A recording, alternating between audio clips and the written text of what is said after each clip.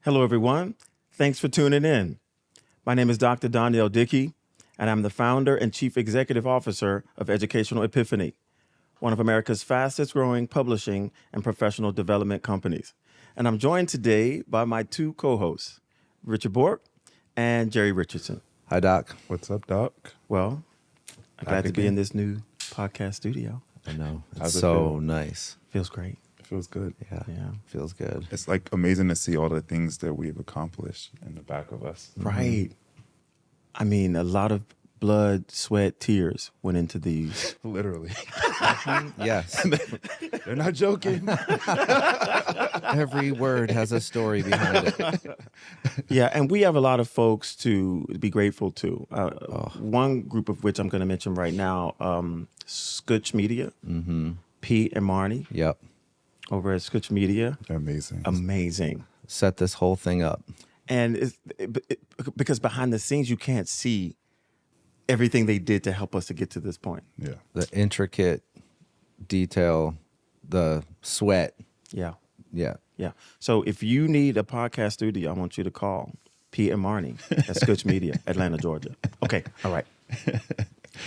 So, guys, we hope that this podcast series will be instructive, that it would be inspirational to folks who are educators and advocates of public ed and parents. And we hope that it's also, equal parts entertaining for folks that they continue to tune in. And so would you guys turn up your funny bones for me, please? Funny bone. Funny bone. Yep. Yeah, turn them up. Got Okay, it. all right. So this episode we've entitled Stop, Drop, and Roll. Stop, drop, and roll. Whose idea was that? That was mine. I think it was Jerry's. Jerry, was that your idea? Richard was throwing out a bunch of ideas, and I was trying to be funny, and I said, "Stop, drop, and roll." Yeah. And I said, "I like that one." I said, Yeah, and I was Okay. using all these ridiculously multisyllabic words. "Oh God." And I think one of you said to me, "That's why nobody, knows what you're saying when you talk." That was me too. Simplify it. All right. Simple. Okay. So stop, drop, and roll. So I did some research on stop, drop, and roll, and I have a few notes here. Okay. All right. So stop, drop, and roll is a fire safety technique, and it's used to extinguish fires or flames on a person's clothing. It's a simple life-saving action taught to prevent severe burns if your clothes catch on fire. So like pre-production day.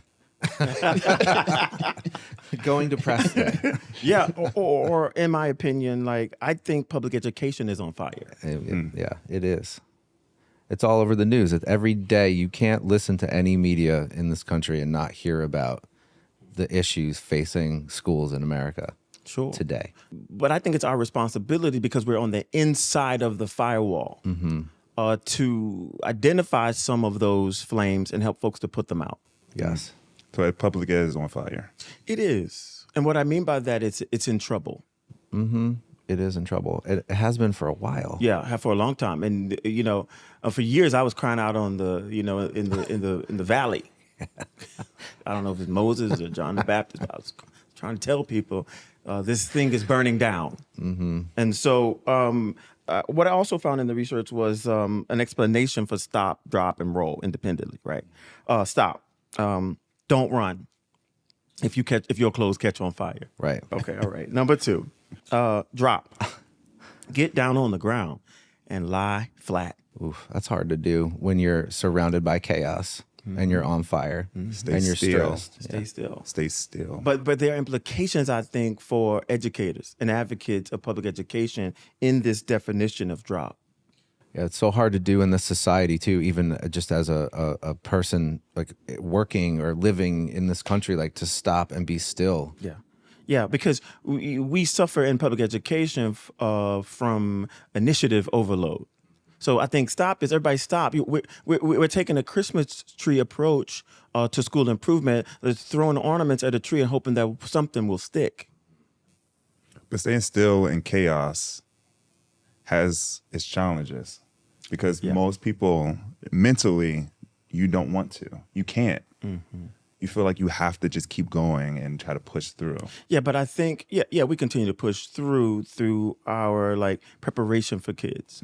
But for me, I think drop relates to an opportunity to like sit on the balcony, so to say, and observe your current condition as a means to impacting your current condition.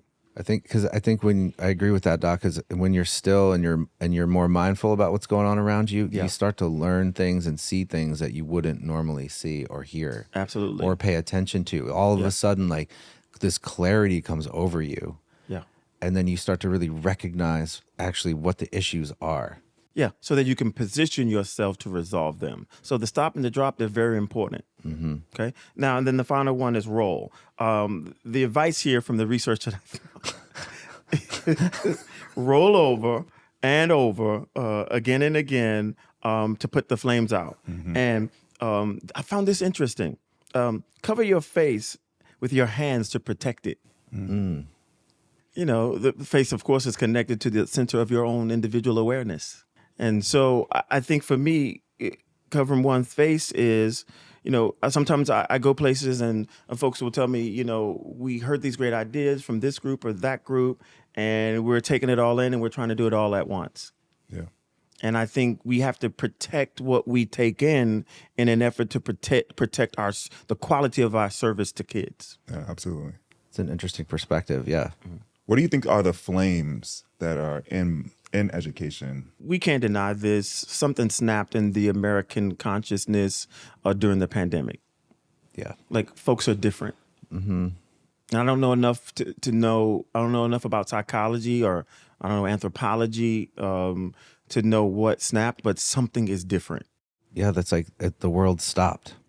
Yeah. Everybody stopped. Yeah. And people were impacted by it. And so we cannot ignore the fact that, you know, we're not, as educators, we've known this. We're not just teachers. We're also professional school counselors. We're also social workers. And so the fire is, you know, the need to resolve social and emotional issues that are facing not only children, but the people who are closest to the service of children. The flames also include, you know, flatline literacy rates. Right. For decades. Right. So it's already on fire. It was already on fire. The pandemic just put a light on what we already knew. Yeah, absolutely. Yeah. Okay, so my thought here is for us to, each time we come together, to diagnose something that's facing public education and do our best from our collective experience, knowledge and experience to write a prescription. Yeah. Okay? Yep. Okay. So today I want to name our diagnosis a lack of calibration. Oh, that's a big one. So, Doc, I have a question for you. You have been a teacher, you've been an AP, you've been a principal, you've been a chief academic officer, all the way up to running a school district, a huge school district. Now, in your work at Ed Epiphany, you visit classrooms, you visit central office buildings and coaching rooms and facilities and kids and everybody, parents, communities. But when you do classroom walkthroughs and you're in a building and the work is rolling, like we've stopped, we've dropped, and now Ed Epiphany and you we're in the building, we've been working. When you visit classrooms, what is the number one thing that you look for? I know where you want to take me, Richard, but let me pause for a second. Okay. I didn't take the superintendency, so I want to be very careful. My most senior role was chief academic officer, so responsible for academic programming, responsible for curriculum instruction, I thought I needed to take the superintendency, but turns out there's another plan for my life. Now I coach superintendents. And so I think it's important for us to acknowledge that the thing that I look for is connected to something else. And so in our nation, we have standards. And each individual state has their own set of standards that are supposed to be there's supposed to be a framework for how kids are served, like what they receive each Supposed day. to be the calibration. Yeah, it's supposed to calibrate service to kids. But we've had standards for decades. We started with these Common Core standards that they were good intentioned, but politics got involved. It does so often. Yeah, and so now individual states have created their own English, math, social studies, and science and elective courses standards to guide how kids are served. But standards are not enough to be the panacea for what is facing a lack of performance among students across this country. 65% of all kids in the aggregate don't read at the grade level expectation in America, and one of the richest nations on this planet. 75% of children of minority descent do not read at the grade level expectation, with African-American boys at the bottom of that distribution. 95% of children grappling with a disability have yet to reach reading proficiency. And so, which means that only 5% have. That is a pandemic. And you think calibration is one of the reasons, the lack of calibration is one of the reasons as to why? Yes, let me tell you why, Jerry. Standards are guidance, but if standards alone were going to be the solution, we wouldn't be in the situation in which we find ourselves. Yes. So it is not standards, it is standardized understanding of the concepts that are resident in the standards that ensures that children have access to standardized instruction. But people need to stop playing games with standards, because main idea in Texas is main idea in California. And fractions in Virginia, you still have a denominator and a denominator in Florida. And so it is not about the standards, it's about the concepts that reside in the standards and the lack of calibration in the educator's understanding of the concepts that are resident in the standards. I think for me, I think back on my time as a teacher, like how do teachers calibrate themselves on what those concepts actually mean? A lot of times we're not exposed to that in college and going through your teacher programs and whatnot. And so all we have is our curriculum. All we have is the district resources. Yeah. So curricula are the progeny.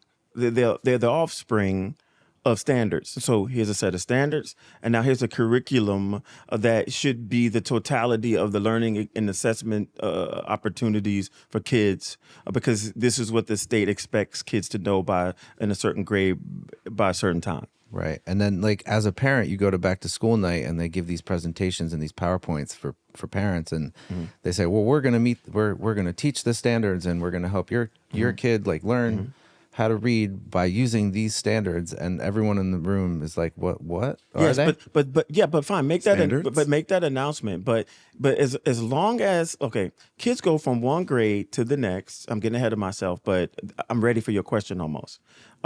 Kids go from one classroom to the next classroom in the same grade, and they don't get a standardized. They don't necessarily always, and they should be. It should be always. There shouldn't be probability involved here. They should be taught by people who have a very similar and accurate understanding of main idea. So that when children go from one classroom to the same classroom in the same grade, the definition for main idea remains what the text is mostly about, not the story, because stories don't have main ideas. Informational texts have main ideas. Stories have themes and morals and lessons and central ideas. And so that when kids go from one grade to the next in the same building, that definition does not change. It is still calibrated. Yeah. No matter the resource, no matter the curriculum. I love how you bring things back to the definition of that particular concept, because most times you think after second grade, third grade, they've already been exposed to the main idea. Now let's just do the work. Yeah. And with our work is we like, hey, let's calibrate our understanding of what the definition is first before we actually start the work. Yeah, because teachers teachers are told hurry up. Get to the end of the curriculum guide. Right. So you ever seen somebody speed up to a red light? You're not thinking, "Ooh, that's a genius." One of my favorites of yours. Right. I And love teachers that are not joke. driving to work thinking, I can't wait to get to work to underserve other people's children. But in the lack of calibration, you are in effect by default underserving other people's children. Yeah, and everywhere you go when you give this part of the work in this presentation, that folks have this aha moment. Like Yeah. the standard, it's about the standardized understanding of the standard. That's right. Yeah. And America, I hope you're watching. I didn't say this at the onset of this conversation, but I start out Methodist, but I always end up Pentecostal. So if you see me getting all stressed out and tight in the shoulders, it's because I care. All right. So I think I'm ready for your question, Richard. Okay, so. And sorry, I jumped ahead a little bit there because I was getting excited about this conversation. But really, for me, like when Jerry and I are with you and the ambassadors are with you and we're entrenched in the work in the school, Yeah. and you walk down the hallway and you go to all these classrooms, what is it? What specifically is it that you look for? What's the first? Yeah. What's the panacea of Yeah. what you look for? I'm looking for the roll and the stop drop in the roll. Right? I'm looking for a one sentence statement that's driving instruction. And what's that look like? Where is it? How Yeah. is? Yeah, I'm looking for a prominently placed roadmap for teaching and learning. I don't need to see a 400-page lesson plan Yeah.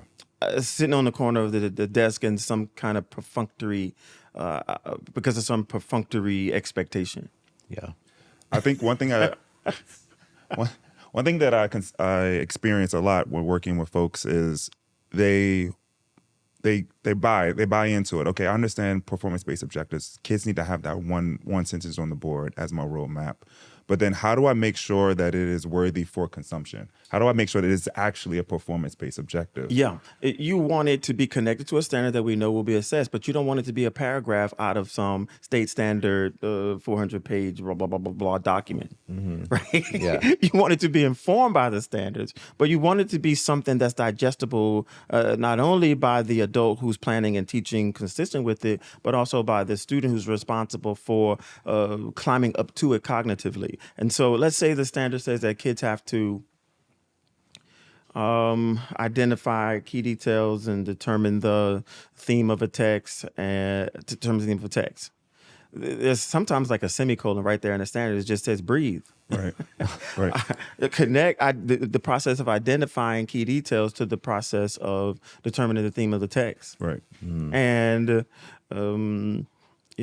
tell kids, I'm teaching you to distinguish between a key detail, and a regular old detail Yeah. that doesn't point directly to the author's development of the theme. Yes. Yes. Right? And I think like the coolest thing that I've experienced working here is that seeing some of the standards from grades 2 to grade 5 to grade 8 to grade 9th, they all have similarities in terms of key details. That's right. Finding the main idea. Yeah. Well, finding the main topic, then finding the main idea, then finding the central idea. And then how you explain it is calibrated That's right. to the kids. So the same way you explain it to second graders is almost identical how you explain it to fifth graders. But to why eighth is main graders, idea in and the ninth standards for 3 years? Why is central idea in the standards for, 10 years? Mm-hmm. If you ask me, it's because we're almost expecting, the standards are almost expecting kids not to master it when they're exposed to it initially. You said something in one of the breakout sessions we did. We were in DeKalb County this week, and in one of your breakout sessions, you said something similar to that. Like, we have 3 years to teach this. Yeah. This same concept, you have three years. Yeah. But when the instruction is calibrated around it, you don't need 3. Give me 30. Give me a Right. dirty 30. And I remember as a kid, like every new year of school, every new grade I went into, Yeah. everything like it felt different. It sounded different. Yeah. Like I never felt that consistency. Yeah. As a learner. And we should be careful now because, I say this all the time. We don't indict teachers, right? And none of us have. And that is the spirit of this organization. I think teachers have been in a doom loop. Yeah. Hey, you got everybody. Here's a new curriculum. I found it somewhere on the side of the road. I want you to like it. You like it? Do you love this. it? Let me train you on it. You love it? Now you love it? Now we're not doing that anymore. We're Yep. going to do this. Yeah. And they're so tired and exhausted and frustrated. That's right. So let's simplify it. A one sentence statement on the board that's driving instruction. It's performance based. So I agree with you. What I mean by that, it's asking kids to know something so that they can do something more cognitively demanding. Okay, so then you have that one sentence on the board. Now, how do we make sure that that's actually used as a roadmap and a resource for students in the classroom? Yeah, you're taking me to to instructional practice number 2. We have these 4 instructional practices that help schools to quiet the noise and roll, right? And so I would say you're right to connect this first instructional practice of performance-based objective. But let me say this: for math, it's no different than ELA. It's just to say, okay, kids, in kinder, we're going to count from 1 to 10. That's content. That's what you need to know. But then what are you going to do? You're going to compose and decompose composite figures with unifix cubes. I know you're 6 years old. Wipe your face. Let's do it. Right? Because the kids can do it. They can do it. Yeah, we have examples all over. It is the same in social studies. What are we going to do? We're going to identify and analyze the antecedents of the American Revolution. That's good content. But to do what? To compare and contrast the antecedents of other major revolutions. It's no different than in science. Okay, kids, what we're going to do? We're going to identify and be able to describe the functions of the systems of the human body. Yeah. So we can do what? Something more cognitively demanding, like evaluate their interplay. Yeah. Do something with what you've learned. Right. It's the roadmap because then it allows the students to know what things we have to do and then where we're trying to go, what the end goal is. Yeah, because kids ask us all the time, even if not silently, why are we doing this? Yeah. Yeah. Again. Right. And when we go to a college course or to a graduate course, don't we want a syllabus? Yeah. So that one sentence statement is a syllabus for kids. I love it when that's a really great way to put that. It's true. It's this is what we're doing. Yeah. No activity in it, right? Like in order to complete a KWL chart. Because when kids go home to parents and parents say, well, what'd you do? Oh, we did worksheet number 12. How was your day? KWL chart. Good. I was that teacher. Right. Yeah. I definitely wrote on the Yeah, board, yeah, I can Lord. complete, Oh, Lord. whatever the graphic organizer was for that particular day. Or, we're going to finish the project. Yeah. I I would say, a problem-based, we have like a problem-based project in math. It's not really rooted in what's the actual skill I'm trying to get them to use. Or the knowledge they need to perform that. That's correct. The knowledge that they would need to be able to perform that problem. Yeah. Yeah. So it is to simplify our approach. Why? Because as an observer, I would benefit from seeing that one sentence statement so I can jump in as a participant or I can jump in as an observer, as a qualified observer. And we want kids to be able to jump in and we want the teachers to have a reminder. So it helps everybody to get and remain on track. Yeah. Okay, so then I can answer your question now. You kind of did. Oh, okay. When we talk about like how are we using it as a roadmap, you're talking about bringing it up to kids and actually explaining to the students, hey, this is where we're actually going to go. Right. That's one part of Yeah. how we're making a roadmap. Yeah, absolutely. But then how do we then use it as a resource? Yeah, because it's for them, not necessarily the folks who are coming into the room subsequently. It's a roadmap for children that others benefit from. Yeah. Yeah.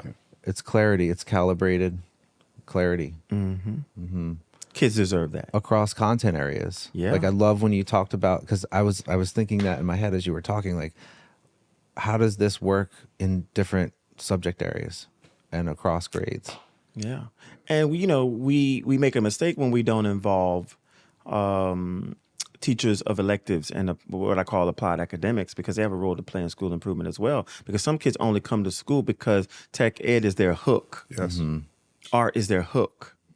And so like a coach has influence on kids, so do electives and applied academics teachers. They have they have the ability to pull kids in ways that sometimes core con teachers cannot. And the language is consistent. So Sure. if they go to art, they can actually see words such as apply and analyze And distinguish. And then when they go to ELA, they're going to see some of those same terms that come They up. will.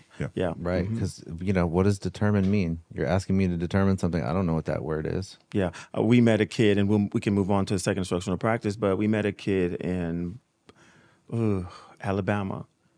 We did some classroom libraries with them. We were with them from Dr. Tillman, Winfrey. Aniston. Aniston. And I was in an ELA classroom, and the 6th grade teacher was asking kids to prepare themselves to summarize. And the word summary was in the objective, in the roadmap on the board. And the English teacher asked children what does summarize mean. And little girl raised her hand and she said, it's a brief a statement that has the essential ideas in it.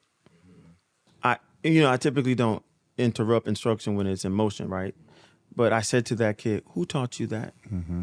And she said, what she said changed me. She said, my band teacher. Yeah. Yeah. Yeah, they have great influence. Yeah. Especially if everyone is calibrated on that knowledge. Yeah. Then everybody can speak the same language. That's right. No matter where, what classroom that kid is in. That's right. So I went to the band teacher and I said, sir, you are a giant among men. Yes. Mm-hmm. I remember. Yeah? Yeah. And I said, he's looking at me like, what? Wait, why me? Yeah.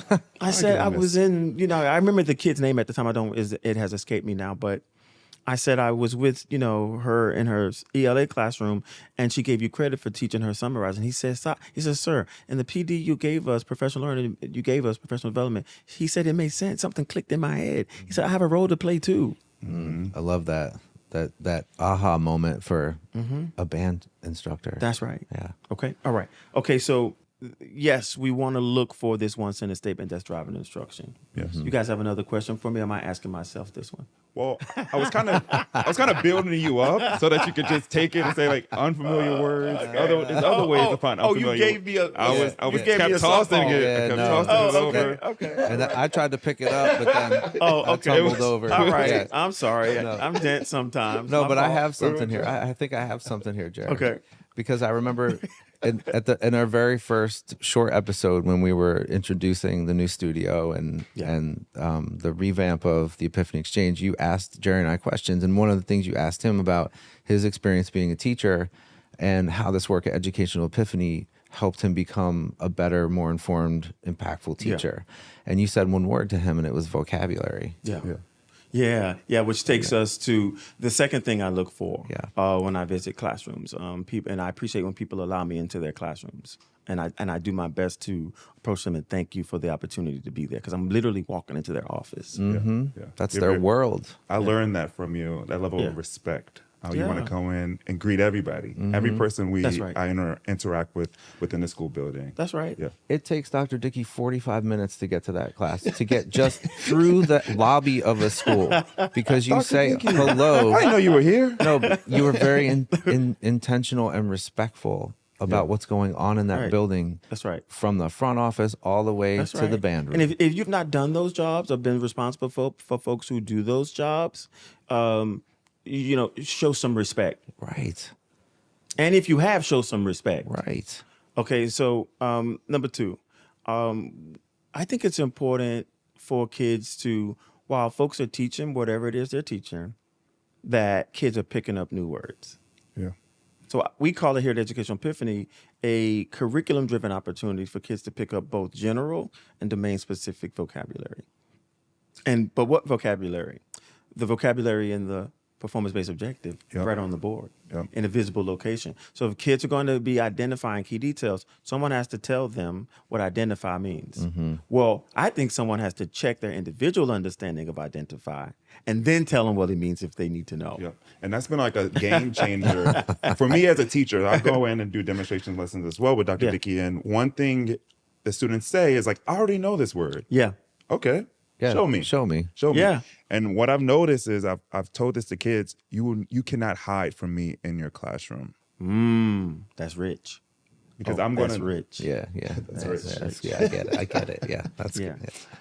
but oh, I'm so going. because I'm going to know whether I'm going to be there to be able to support you on what you don't. Yeah, What you Yeah. don't understand. what or- you don't. Yeah, I was with some kids in North Carolina, Cumberland County, 11th grade. And we were working on an objective, and I can't recall what the objective was, but I was doing a demonstration lesson because I think it's important for us not to just do professional learning for teachers and administrators, central office folks. And I think it's important to roll one's sleeves up and then go show people what it is you're trying to impress upon them as valuable. Show me. Yeah. And so I was teaching this group of 11th graders, and I asked them to jot down. I asked them what you said. Do you guys know what these words mean in the performance-based objective? And they were like, yeah. And so Totally. I've known and these they words probably forever. thought they did. But what they actually, when it all shook out, they've seen those words before. They didn't know what they meant. So because I said to them, okay, then prove it to me. Here's a worksheet from our journal, our performance-based objective journal. Tell me what the word, for example, identify means. So then they write down in a little box that says their first thought. It's not intimidating. Tell me your first thought. And then what I see is what they thought they knew, they don't. Yep. And then I tell them what they should be thinking it means, whether they're in English and math or social studies or science or in an electives course. And it's so important in that learning moment, right, Jerry, for the teacher Yeah. to know. Yep. You're how picking up to. data. Yeah. First of all, Yeah. you're picking up data on what kids know and what they don't. Yeah. And then also you're unlocking things for kids in that moment. Sure. And so I remember working with a kid, very bright kid. And I'm like, he's showing me multiplication and he's showing the standard algorithm way. And I'm like, well, in order for you to qualify as an advanced kid for your district, you have to show multiple ways to show the strategy. Sure. And he's like, okay. He said, okay. I said, well, what does multiply mean? I Right. don't know. It's this thing. I go up, I go to the left, I go down, I go to the... So he understands procedure. Yeah. I said, no, show me another way. I don't know. But what you wanted them to know that multiplication is repeated addition. Absolutely. And in the same way that the kid in North Carolina, Keontae, did, I asked him, I said, why do you think, because when I teach kids, when I'm done, I want to talk to them. Yes. So I said to this group of 11th graders, what about my lesson was useful to you and why? No, this is what I said. I said, tell me what me asking, why did I ask you what these words mean in your objective before I required you to do the work associated with the objective? And here's what Keontae said. He said, you know what I think? I think it's because you care. Yeah. High school. High school. Yeah. As soon as you said you always want to stop and talk to the kids after you teach the lesson or after you're working with them on something, that it takes me back to what you said originally, which is respect. Yeah. Yeah. And you said something about that kid afterwards. He said something like people... Oh, yeah. I said,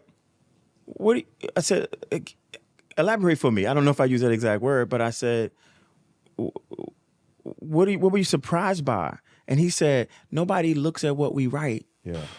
Good Lord, have mercy. That's Oh, he meant it. yo, for sure. And it was not an indictment to his district. He was telling me the truth. Yes.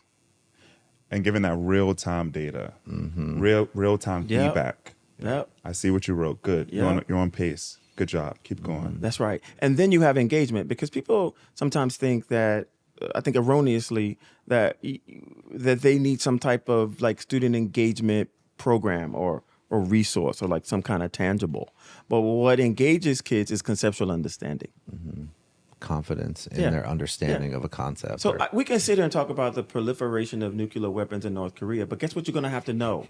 What is North Korea, and why is that important? And what is proliferation? and what are you going to do about it? And what is nuclear? Right? What you going to do with that? Yeah. Yeah. And so I think sometimes we want to get to the end of the curriculum. I think teachers are under pressure to get to the end of it. I was teaching a demonstration lesson in New York, Brownsville. And this school community has seen significant gains since I had a relationship with them. And I was teaching a math classroom group of 8th graders. We were on the stats and probability lesson. And I taught the words in the objective. In fact, I checked the kids' understanding. And some of those kids were highly able and gifted. And guess what? They didn't know either. And so when people say, well, this is not for all kids, a rising tide will lift every boat. Amen. That's John F. Kennedy. I don't want to take credit for that. But so after I taught the lesson and... Y'all laughing at me? Yeah. I got Pentecostal or something? Sorry, JFK. JFK would appreciate me No, you quoting definitely him. would. Yeah, You would. for sure. Absolutely. Thank you. And I taught the lesson, and their math teacher came up to me afterward, and he said, "I get it now, Doc." I said, "What do you get?" And he said, "I've been letting kids do the math work, but they didn't understand the language of the math work." Yeah, absolutely. Yep. It unlocks so much in It them. does. Yeah, by It just does. giving them the language. Yep. And so we help schools. We'll come to you. You need us? You're sick and tired of being sick and tired? Or you're already at the top of the list and you want to stay at the top of the list? We'll come to you. We'll get on a plane and come to you. I mean, Jerry will schedule it. Yeah. Thank you, Jerry. And I'm sorry for what my schedule does to you.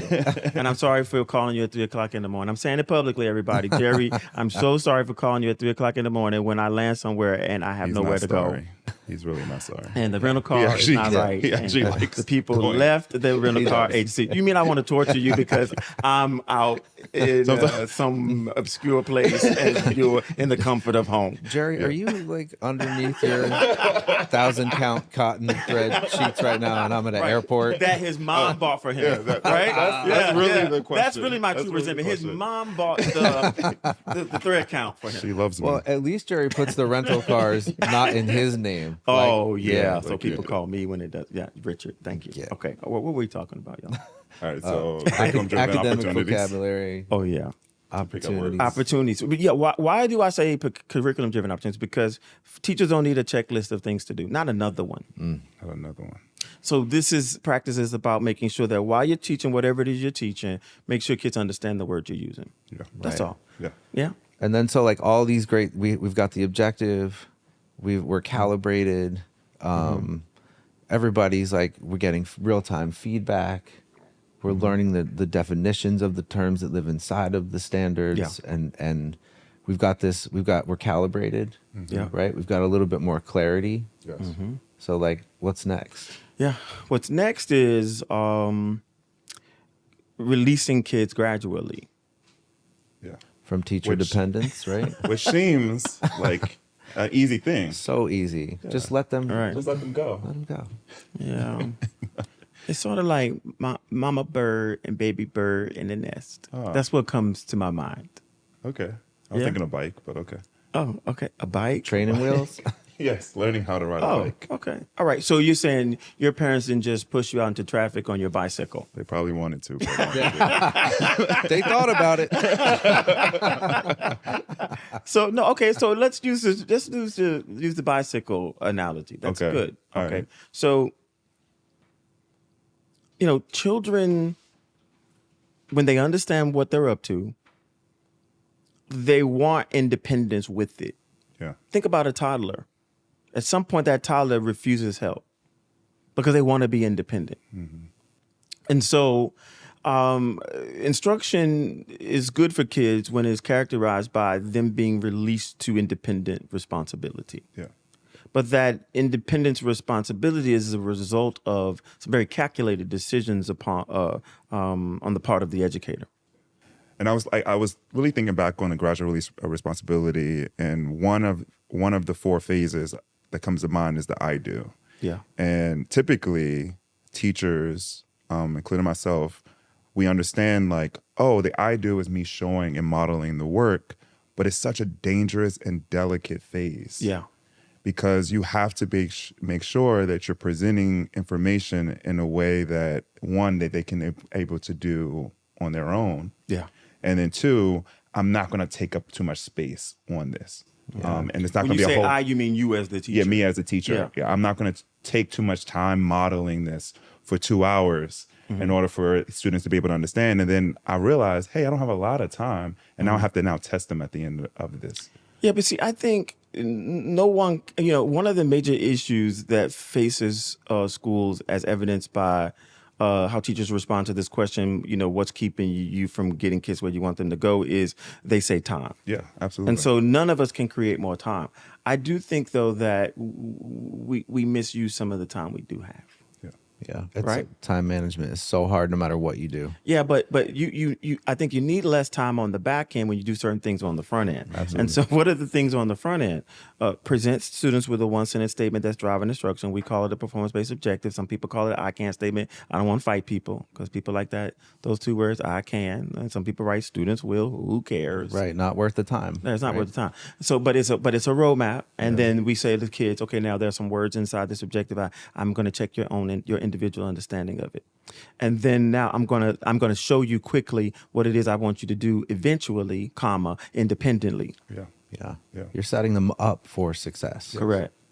And the way that I've learned from you about graduate release is that each phase presents an opportunity for you as the teacher to see the kid and what they know and what they don't know, to then be able to inform your next stage of instruction. Yeah. And so I can't essentially make a lesson plan for a week or 2 weeks straight Right. without me fully understanding, getting into the work that day to figure out how is it going to inform me for day 2. Yeah. First of all, there's no such thing as a daily lesson plan. I think you plan a lesson, and how many days it takes you, it takes you. Like, people need to just like calm down.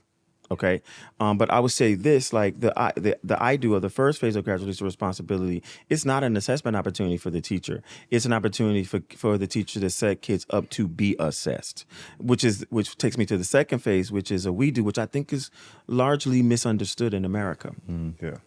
And so the we do is not supposed to be, like, people call it guided practice, but then the adults sometimes do too much of the lifting in that phase.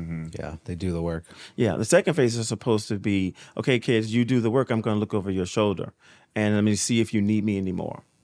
To prepare kids for the third phase, which is, okay, you don't need me anymore. Now you get a partner, and those who do need me, come here. Yes. Yeah. Yes. Yeah. Yeah. Come with me. Yeah, and then eventually, maybe not at the same time, kids get to the finish line or to their own individual finish line by being assessed independently. Yes. And the reason why I started off with the I do is saying it's dangerous and delicate is if I'm a teacher, I'm a math teacher, and I'm teaching transformations. Yeah. We have translations, we have rotations, reflections, dilations. Am I teaching all 4 of these at one time? And my I do. So then when students have to move to the you do, am I now testing them on all 4 of those? And so you as a teacher or as a learning community have to decide what steps are necessary Yeah. to move on to the next Yeah, phase. I think sometimes we try to teach more than one thing at a time, and I think good teachers, we always do that. You're not teaching about the water cycle and saying to yourself, well, I don't want to help kids to conceptualize patterns and the role they play in a scientific conversation about the water cycle, right? So I think we're always teaching multiple concepts at the same time, but I do think trying to teach everything first, you end up teaching nothing well. Gotcha. Too much. Right. So clear. yes, we're going to talk about transformations, and that there are several types of transformations, but we're going to deal with transformation type 1 first. I'm going to get you the mastery on that one, and then we'll go to number 2. And if administrators who are observing and evaluating, if they want to see more, they should come back tomorrow. Yeah. All right, so we go from graduate release of responsibility. Now we go into, we move students up to a level of independence. Yeah. Now can they write? Yeah, that's it. Ugh. Yeah. So hard Yeah. for kids to learn how to Can they write. write? That's right. Yeah. Yeah, because what is writing? It's intellectual output. Yep. Reading, intellectual input. You take in an informational text, you take in a literary text, or you take in a mathematical concept, you take in a scientific concept, you take in the relationship between an historical individual, a historical event, or historical idea, and then you speak or write about it. With clarity. Yeah, and with purpose and with structure. And so the fourth thing we do to help schools to improve student outcomes is we teach teachers. And look, it's okay to be taught. Because how can I call myself a teacher and I don't want to be taught? Right. How can I call myself a school administrator or a principal? Because the root word in principal is first. Prince, P-R-I-N-C. That means first. First to learn. Y'all with me? Yes. Or first to say, I need to learn. Right. And so we help everyone at every level of the organization because we don't believe in train the trainer. It doesn't work. We go directly to principal supervisors, directly to curriculum folks, directly to principals, directly to AP assistant principals, directly to teacher coaches, directly to teachers, directly to paraprofessionals, and we develop them so that the left hand doesn't undo the work of the right hand with good intentions. Yeah. We were in Alabama yesterday with over 200 staff members, and you were going over writing, and they were like, "What?" That's what we have to teach them? Yeah. Okay. But wait a minute, though. But they have standards. Yes. And so we're going back to what we said at the very beginning of this conversation. It's not the standard that ensures standardized access. It is conceptual awareness and conceptual understanding of the concepts that are resident in them. So not only do we, teach folks to teach kids to write, like what type of writing, how to structure their writing, how to compose a thesis statement to announce to not only themselves, but to the reader what the writer is going to say before the writer says it. That also helps children not to write in a circuitous fashion. Yeah. I think like even from a parent perspective, I like watching my own son like learn how to write and how difficult it was for a really good reader. A reader with solid reading, fluency, comprehension skills to put that thought on a piece of paper in a structured, clear, coherent way was so hard. Yeah. And it has to be taught in a way that is, I'm going back to our initial, diagnosis. It's got to be calibrated across within grade levels, within disciplines, across grade levels, across disciplines. It's a finite body of knowledge. I read in Hosea, using the Bible as literature, the people perished, not because they didn't have good intentions, or not because they were bad people, but because they had a lack of knowledge. Which creates frustration. And So we not only teach folks to teach kids how to write, we also teach adults up and down that responsibility tier in an organization to include the use of manipulatives in a math classroom. Why? Because this thing, concrete representational, this idea of concrete representational abstract, it's very difficult for kids to understand something that's abstract if they can't touch it in the concrete. Yeah, it's so hard. Yeah, it's the game changer that most students just need, that extra practice. Just touch it, break it apart, pull it together. Now, the little ones might want to eat the little pieces of plastic, so you got to give them a moment to play with it. I was like, this is not a Pop-Tart or sweet tart. Yeah. In high school, you have to teach them it's not a weapon. So it's consistent. Right. Don't stab anyone with base 10 block. Absolutely. Okay, got it. So, and then when kids can touch the math concept, then they can represent it like a two-dimensional way, and then they can understand it in their head. Yeah, absolutely. So like what you were both in Alabama yesterday. Yeah. And you were with 200 leaders? Over Or a little more. bit. More. Or more. So our 4 practices, right, are coming into play, and you're in a room full of leaders, folks who are in charge of instruction. We've got calibration in classrooms and the way the instruction is flowing across content areas. How do we get leadership and the folks who are in charge of instruction calibrated on these practices?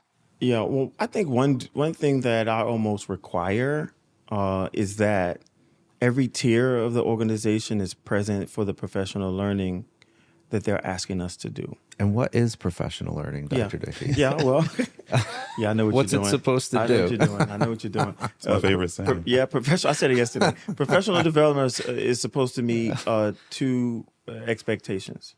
It's supposed to be professional, and folks are supposed to get developed. And what'd you say after that yesterday? Yeah, You said you thought I was going to say something deep. Yeah, but it's not. like, Right. Yeah, you're right. Yeah, but it is deep, right? Because it's supposed to, make, one feel like they're being elevated Yeah. as a professional. Right. It's supposed to be professional. So that is deep, because not all professional development is created equally. Sometimes folks are brought into a room and they're mishandled. Yeah, that could have been an email. Yeah. That's what you got ahead of me, but that's right. That's the development part of it, which is it's supposed to teach people something that they didn't know. Right. But then everything else could have been sent in an email. Don't bring me into a room and tell me something you could have sent in an email. Develop me. What does development mean? It means mature. Right. With respect. Yeah, Show me respect as the professional that I am. that's right. So that I feel comfortable enough to be able to say what I don't know Yeah. Yep.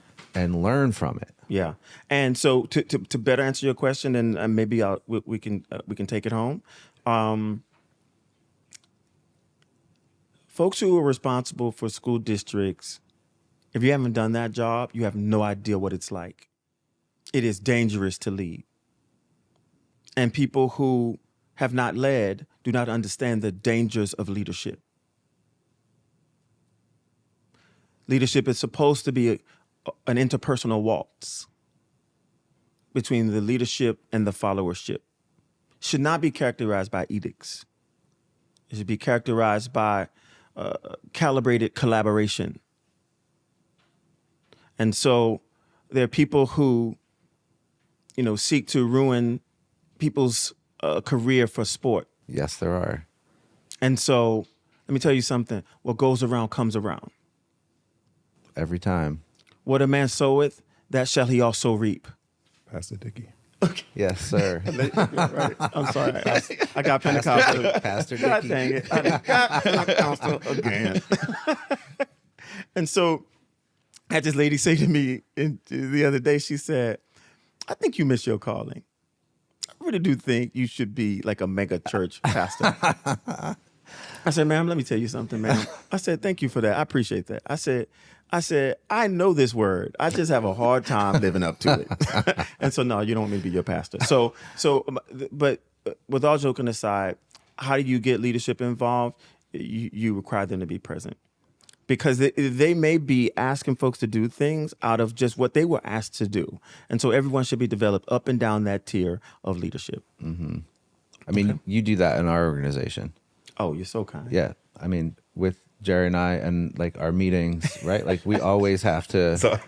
Jerry's He's trying to Jerry's act like it's my true. ass kicked. I'm joking. Say that again, I'm Rich. joking. Hold on, I want that. Say that again, Rich. No, like in our organization, right? It's what we were talking about before: the planes, trains, automobiles, the 3 a.m.s, running a company. Mm-hmm. You got to be the plumber, the electrician, the chef, the all of it. But the way the culture of this organization has been built are based on the principles that you describe and that you bring to schools and leaders. Mm-hmm.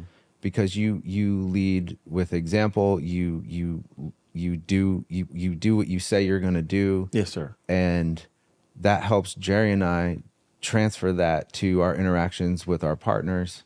Thank you. And to do the work that we do every day and still have fun. Thank you, Richard. Jerry, do you have something nice to say about me? You're amazing. I'm amazing? You're amazing. Could you say that in the mic? You're amazing. Are we on video or on camera? Okay. Yeah. All right. Yeah. Okay. So thanks, guys. Thank you, Doc. So we have a segment that we like. Here we go. We'd like to try with you guys. And it is designed to be that third in the triad of expectations for our podcast, one part entertaining. Yes. So instructive, inspirational, and maybe perhaps here's some entertainment. Okay. So we like to call this segment fact or fallacy. Okay. All right. So, gentlemen, I'm going to call out to you a statement. And I'd like for you to determine and show the folks who are watching whether or not you think that statement is true or false. Is it a fact? True. Is it a fallacy? False. Oh, boy. Do I win something? Do you win something? No, win something. I'm sorry. You can remain employed. Yes. Keep your job, Jerry. It's hard out here. You get to keep your job. Okay, so am I going first? You can go first. Yeah, Okay, sure. all right, okay. This is serious. Okay. Dun, dun, dun.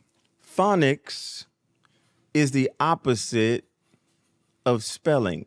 Is that fact or is that fallacy? Is that fact or is that fallacy? Are you going to do like 1, 2, 3? Or Okay, we're just going to that's steal fine. That's fine. my answer. Okay, 1, 2, 3. Fact. That's right, America. It is a fact. Oh, wait, just you were supposed to go? No, both No, of we you. both will Oh, go. okay. It's both of you. I was breaking the wall, Richard. Okay. So it is true that phonics and spelling are the opposite of one another. And they're also interdependent. And so when children have difficulty understanding the relationship between the smallest unit of writing and the smallest unit of sound, when they're asked to spell something from their own, hearing, they have great difficulty. And so when children understand the predictable relationships between sounds and the letters that represent those sounds, they spell better. Okay? Got it. All right. Okay. All right. So here I go. Fact or fallacy? In AEP, the nation's report card for 2024, only 5 states saw reading gains in both 4th and 8th grade compared to 2022. Could you read that again? Yeah. Only 5 states saw reading gains in both 4th and 8th grade compared to 2022. 5 states. 5 states. Yeah. That's Based on the nation's report card for 2024. okay. All right. Yeah. Do you want us to hold them up at the same time? Yep. 1, 2, 3. Fact. It's fallacy. No state saw reading gains in either grades compared to 2022. And 33% of 8th graders are not even reading at the AEP base level. Wow. Oof. We've got work to do. Stop, drop, and roll. I'm not supposed to laugh feel at like that, but I felt that your comedic timing, Richard. Finally. I feel like I sucked the energy out the room. All right. No, it's terrible. The minimal amount of change that happens on that report. Yeah. From 2 years. We've invested as a nation trillions of dollars, and still kids can't read. Yep. Okay, so here we go. Jerry, I got a question for the math teachers in the room. Oh, God. Fractions are an equal part of a whole. Fact or fallacy? Okay. An equal part of a whole. All right, 1, 2, 3. Okay. So it is a fallacy, It is a fallacy. but I think it's because of how you worded it, yes? Yeah. Okay. Yeah, it was a trick. Yeah. Okay, I so hate tricks. Yeah. Oh, no, sorry. Damn, Jerry. I'm sorry, America. Richard just said damn.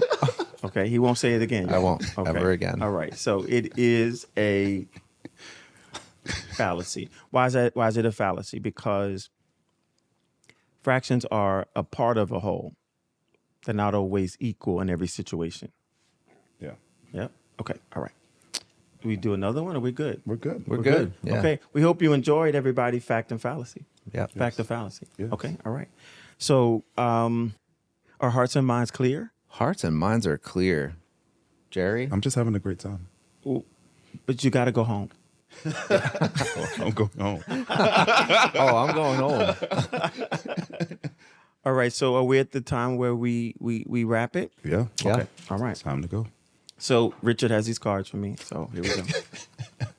Blame it on No, marketing. but I do mean this. I think I wrote this. Richard, you wrote the next one. Okay. So, this is me. Okay. So here at Educational Epiphany, we like to have fun doing what we do, but we do also know that this is serious work because children are at stake in their futures, and when children have access to high quality instruction, they can live a choice-filled life, and I am a living epistle to that idea.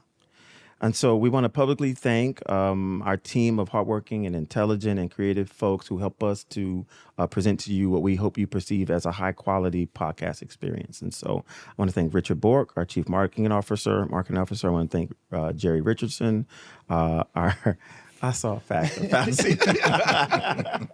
I want to thank Jerry Richardson, our Chief Operations Officer, who keeps this engine moving. And also we want to thank Pete and Marnie from Scutch Media, who designed our podcast studio and made this quality presentation possible.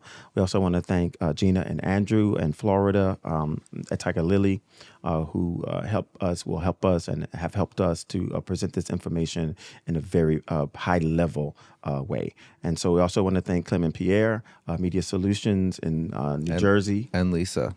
Oh, and Lisa. Oh, yeah. And Pierre in Canada and our manufacturing team. I also want to thank Abby in New York, our graphic designer. Okay. So with that said, everybody, thank you so much for listening. To stay connected and learn about upcoming events, and to get updates on what we're up to, please follow us on @EdEpiphany. That's EDEPIPHANY on X, okay? And follow us also on all Educational Epiphany social channels like Facebook and LinkedIn. Okay. And you can find links to download and subscribe to the Epiphany Exchange. We hope that you will share this podcast and those that follow with a friend, with an educator, with an advocate, with a parent. And you can find additional resources like our website and more in the episode description. So thanks again, everyone, for listening, and we'll see you next time. Thanks, everyone. See you soon.